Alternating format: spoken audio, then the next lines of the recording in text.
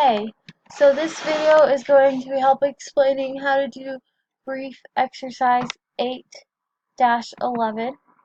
So this exercise was actually really simple. So what it's asking you to do is find the company's receivable turnover, and then their average collection period, which this problem makes that really simple to do. So to find the company's receivable turnover, you want to take net sales divided by average net accounts receivable.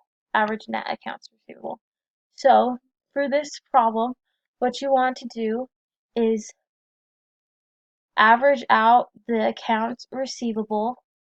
So in this case, for my problem, the accounts receivable were 3.4 billion at the beginning of the year and 3.41 billion at the end of the year. And then to find the average, you just need to divide that by 2 because you're adding two things. And then, so once we have that number, we'll just need to divide the net sales by the average of the two. So in my case, that would be 25.3 billion divided by 3.405 billion, which gives the answer is shown on the screen, and for this problem they want you to round to one decimal place. Then, to find the turnover ratio, you need to divide the amount of time, the year, which in this problem it states that they want you to use 365 days for the year. Sometimes I'll have you use 360, so just see what your problem has. And then we need to divide, for this one, 365 divided by the accounts receivable turnover ratio, which we found before.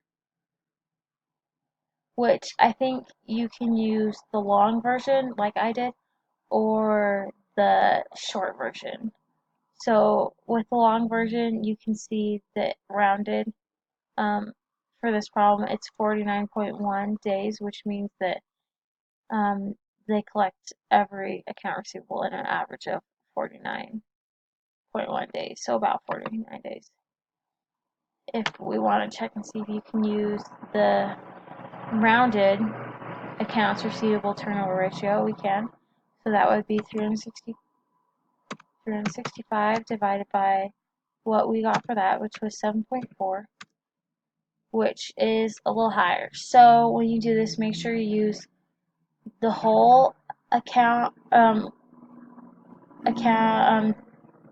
receivable turnover ratio, instead of the rounded one. I hope this helps you guys. If you had any questions on this problem, thanks for watching.